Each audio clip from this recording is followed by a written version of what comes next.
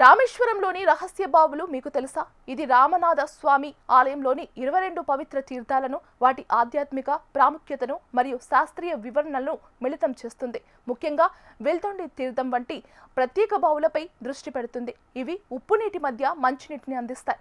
భారతదేశంలోని అత్యంత పవిత్రమైన పుణ్యక్షేత్రాలలో ఒకటి రామేశ్వరం. ఇక్కడ రామనాథ స్వామి ఆలయం ప్రాంగణంలో 22 అద్భుతమైన పవిత్ర బావులు ఉన్నాయి. వీటిలో కొన్నింటిలో ఉప్పు నీరు ఉండగా మరికొన్నింటిలో తీయని మంచినీరు లభిస్తుంది. ఇది తరతరాలుగా భక్తులను ఆశ్చర్యపరుస్తుంది. ఓ అద్భుతం! ఈ బావుల నీటి రుచి ఒక్కొక్కటిగా మారుతుంది.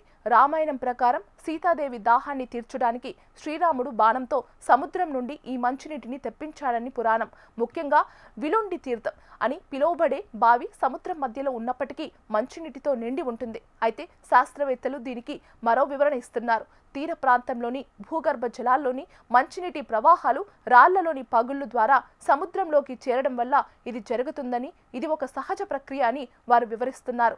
ఈ 22 బావులలో స్నానం చేయడం ద్వారా భక్తులు పాపాలు తొలగిపోయి మోక్షం పొందుతారని నమ్మకం. రామాయణ కాలం నాటి ఈ రహస్యం నేటికీ భక్తులను, శాస్త్రవేత్తలను అబ్బురపరుస్తూనే ఉంది. రామేశ్వరం కేవలం ఒక పుణ్యక్షేత్రం మాత్రమే కాదు, ప్రకృతి పురాణాల సమ్మేళనం.